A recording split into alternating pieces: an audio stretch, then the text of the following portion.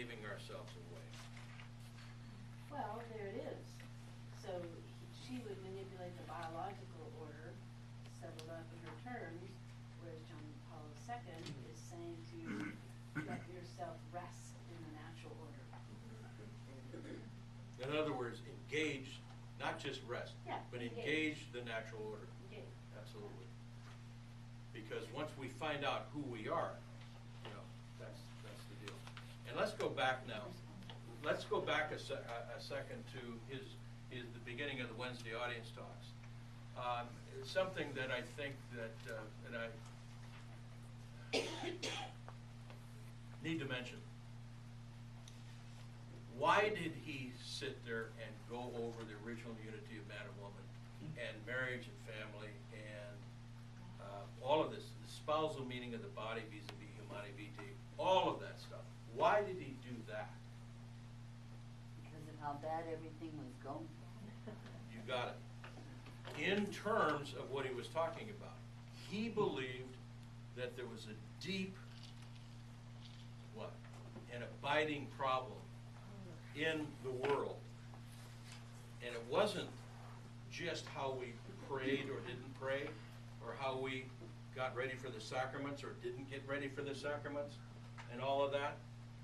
It was fundamentally, it was down so deep that it was like, for us, bone cancer. Okay?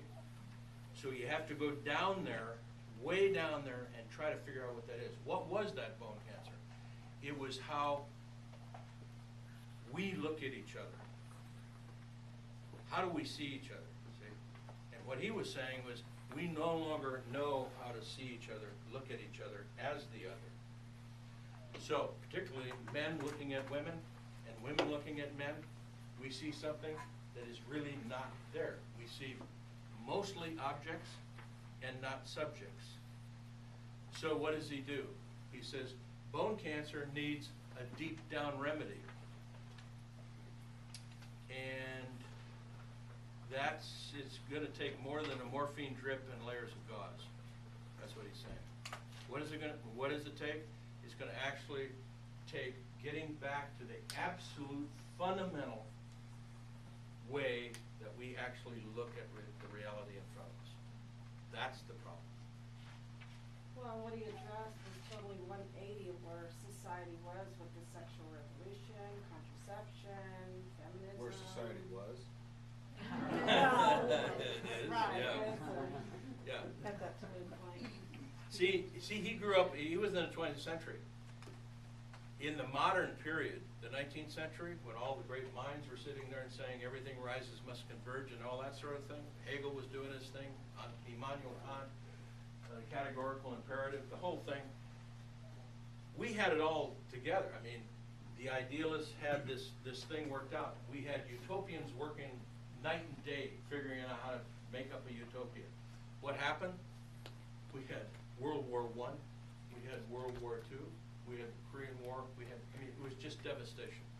So basically, he grew up underneath those two totalitarian regimes. So basically, what he was thinking, because he was a philosopher, he was saying, what in the world is the problem here?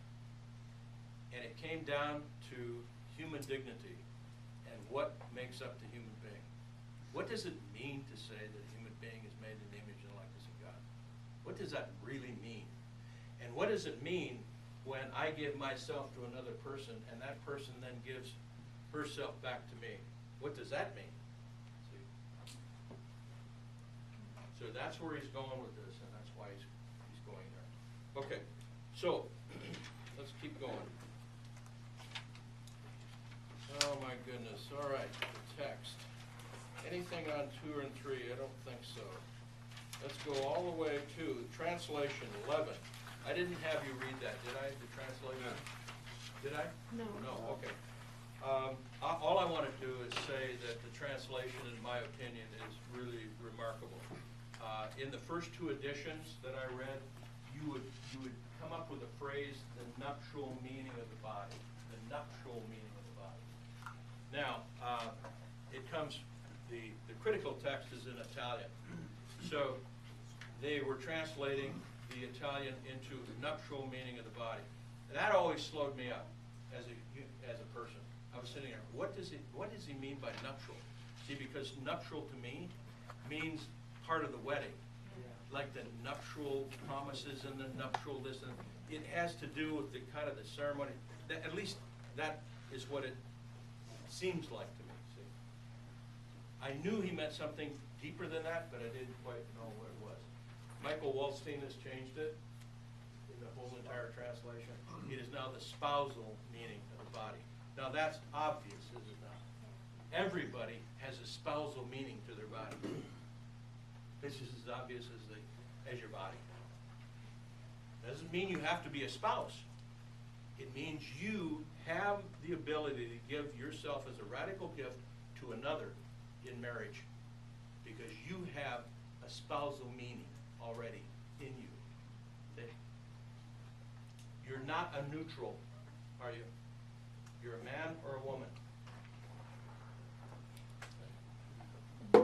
There's another thing here in translation, and that is what? Oh yes, he talks about what is it?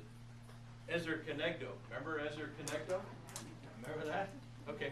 He brings that up in this. It's on page 12. Look at page 12 for a second. The first full paragraph. For example, he says in the middle of that paragraph, first full paragraph, for example, in the crucial verses about the reason for the creation of Eve, that is Adam's solitude and the consequent need for help, Genesis 2:18-20. The CEI version follows the Vulgate and understands the Hebrew kenegdo as simil alu. No way. Yeah, yes, whatever. Okay, that is similar to him. Thank you, Father. We're going to be calling on you again and over again. All right. Eve is created as a help similar to him. In TOB 8:3, John Paul II uses this understanding of the Hebrew to argue that the likeness of nature between Adam and Eve is an important element for understanding the manner in which Eve is a help. The OR translation, L'Osservatore Romano, okay, is a helper fit for him. Remember that? That's RSV, which is another acceptable way of understanding the Hebrew. Yet it pulls the scriptural rug out from under John Paul II's argument. Why does a helper fit for him suggest a likeness of nature between Adam and Eve? And we've gone over that. We went over that with Peter Stein. But it's interesting that Michael Waldstein fixed that up. That's one of those little threads that you can hang on to. Okay. Then lust. In the first two editions, every time that there was a certain word, desire, the word was translated lust.